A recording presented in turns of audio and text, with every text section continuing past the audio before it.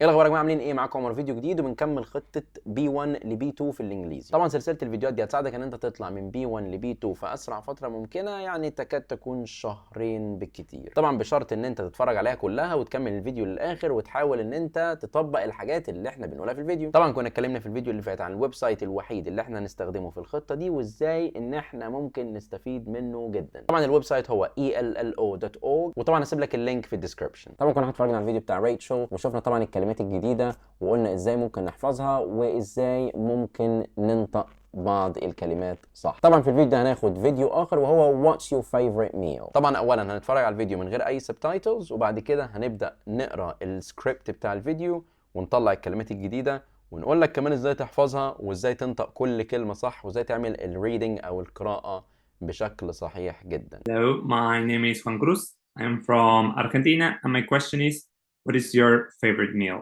Well, so my favorite meal is typical here in Argentina. It is called empanadas, and my favorite type of empanadas are meat empanadas.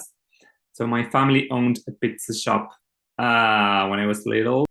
The dough can then go fried or in the oven, which is my preference, for about, I think, half an hour, 45 minutes. And then when you eat it, you can add a little bit of sugar to it, so having a salty and sugary taste in it. And I absolutely love them. طبعا هو المفروض ما يفرقش معاك الاكسنت في البدايه انت كبي 1، انت بس بتحاول ان انت تعود نفسك على الاستماع، لو مثلا ان انت تسمع اكتر من اكسنت مختلفه وبالتالي تعمل ريدنج صحيح وتطلع الكلمات الجديده. انا طبعا نقرا السكريبت بتاع الفيديو بشكل صحيح ونبدا نشوف الكلمات الجديده وطريقه النطق والقراءه الصحيحه 100%. طبعا ما تنساش تكون مركز جدا في القرايه وكمان يكون معاك ورقه وقلم علشان تبدا تكتب كل التيبس اللي احنا هنقولها في الريدنج دلوقتي. Hello, my name is Juan Cruz. I'm from Argentina. And my question is, what is your favorite meal?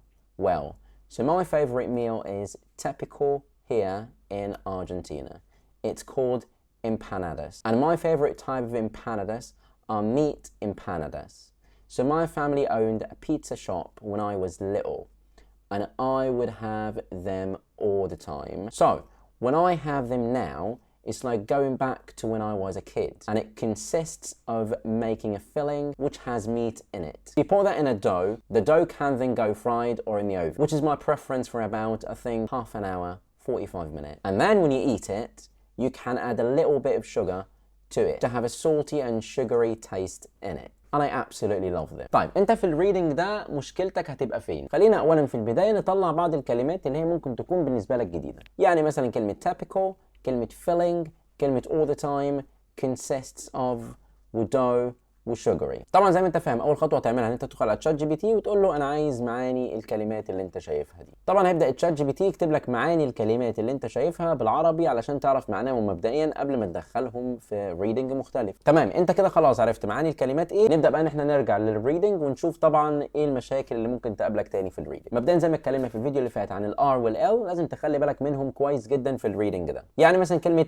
favorite ما تقولش favorite، favorite لازم تاخد بالك من الار. وطبعا كلمة typical دي فيها dark L، ولو انت عايز تعرف ايه هي الدارك L اتكلمنا فيها في الفيديو اللي فات، ما تنساش تشوفه. وطبعا here انت لو عايز طبعا تقولها بالبريتش انجلش فانت ممكن تقول here، ولو انت عايز تقول بالامريكان هتقول here. هنا في الجزء ده my favorite type of، خد بالك من of 1F تبقى of، ما ينفعش تقول off، عشان خلي بالك هتلاقي ناس بتقول off، ولكن انت علشان تعمل reading صحيح 100% لازم تقول of. بالنسبة لكلمة all the time، هنا دي فيها connection أو اتصال، إن أنت هتوصل الكلام ببعضه. يعني أنت مثلا ما تقولش all the time، أو مثلا ما تقولش all the time. فالفكرة هنا كلها إن أنت ما تقولش all the time، أو حتى لو أنت بتقول ال TH صح فأنت ما تقولش all the time. طبعا عشان تقول الكلام ده صح بشكل محترف أنت بتقول all the time.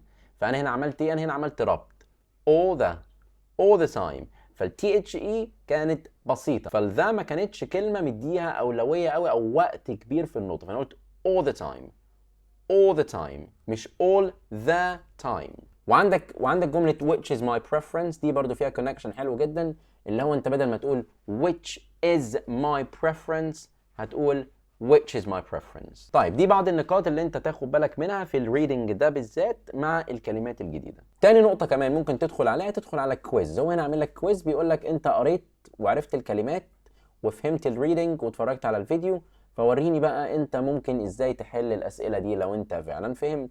فانت طبعا لازم تحل هذه الاسئلة وتشوف نفسك فهمت بنسبة قد ايه. هنا طبعا في كل فيديو جايب لك البرونانسيشن بتاع كل كلمة وازاي هي بتتنطق. يعني مثلا كلمة typical empanadas all the time consists of filling dough. طبعا انت لو نسيت طريقة النطق بتاعت اي من هذه الكلمات تقدر بمنتهى البساطة ان انت تدخل على الجزء بتاع الفوكابلري وتشوف إعادة استماع للكلمات مرة أخرى. طبعا ممكن تختبر نفسك في الجرامر هنا كمان، طبعا دي أسئلة جرامر بسيطة لو أنت مستواك يعني بسيط، وتقدر إن أنت تشوف نفسك في الجرامر بناء على الريدنج اللي أنت عملته ده كان إيه. بس انا مش عايز منك اكتر من فيديو او 2 فيديوز في اليوم بنفس الطريقه دي. طبعا ده هيخليك تتحسن بشكل كبير، وطبعا فتره قصيره جدا. ليه؟ لان انت بتتفرج على فيديو واحد وبتعمل منه listening وبتعمل منه reading وبتعلم منه كلمات جديده وكمان البرونانسيشن الصحيح 100%. ممكن برضو لو انت عندك مشكله ان انت تعمل الحاجات دي لوحدك وعايز حد يساعدك ويتابع معاك دايما ويتاكد ان انت بتتعلم صح 100%، حاول تسيب لي كومنت في الفيديو دوت عشان نبعت لك تفاصيل الكورسز وكمان تاخد ديسكاونت 15%.